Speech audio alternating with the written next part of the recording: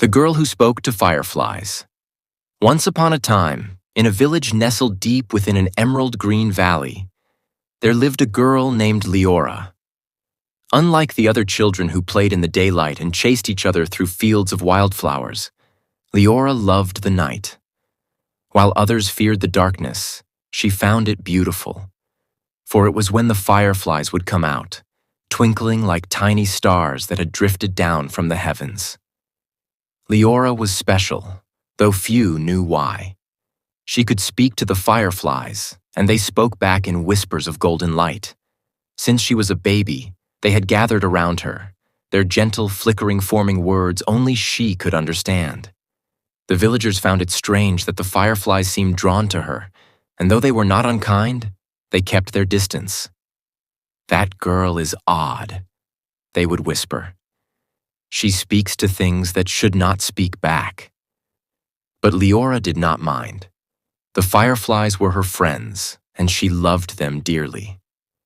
They told her stories of the world beyond the valley, of rivers that shimmered like silver serpents, of forests that whispered secrets to the wind, and of a palace made of glass where the stars themselves would rest before continuing their journey across the sky. One fateful evening, when the moon hung full and golden in the sky, the fireflies came to Leora with a warning. "The Night Queen is coming," they whispered, their glow dimming with fear. "She seeks the light we carry. If she captures us, we will be lost forever."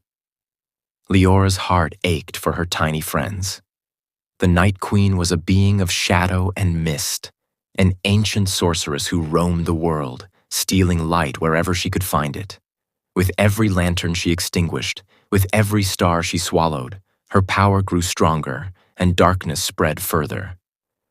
Determined to protect the fireflies, Leora knew she had to do something. But how could a mere girl stand against a queen of darkness? She turned to the fireflies for guidance, and they led her to the oldest tree in the valley, one whose roots ran so deep that they touched the dreams of the earth itself. "Touch the heart of the tree," the fireflies urged. "It will give you what you need." Leora placed her hands against the bark, and as she did, a warmth spread through her fingers. The tree hummed with ancient magic, and a single firefly, larger and brighter than the rest, emerged from within its hollow. It settled gently in the palm of her hand and whispered in a voice like a melody. "You carry the light of kindness, child. That is a magic stronger than any shadow." With that, the firefly merged with Leora's heart, and she felt its light fill her from within. She did not glow like a lantern, nor shine like the stars, but a warmth spread through her soul, steady and unwavering. That night, as the winds howled and the shadows thickened at the edge of the valley, the Night Queen arrived. She was as tall as the ancient trees, her cloak woven from the darkness between stars. Her eyes, void of light, swept over the valley, and a cruel smile curved her lips. "I smell the fireflies," she purred. "Their light will belong to me." She raised her hand, and tendrils of darkness slithered forward, reaching for the golden lights that flitted anxiously around Leora.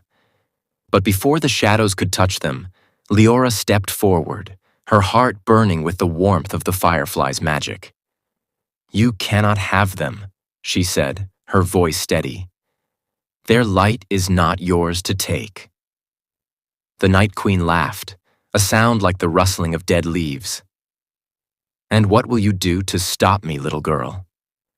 You are nothing but flesh and bone." Leora took a deep breath. Instead of answering with words, she closed her eyes and let her heart speak.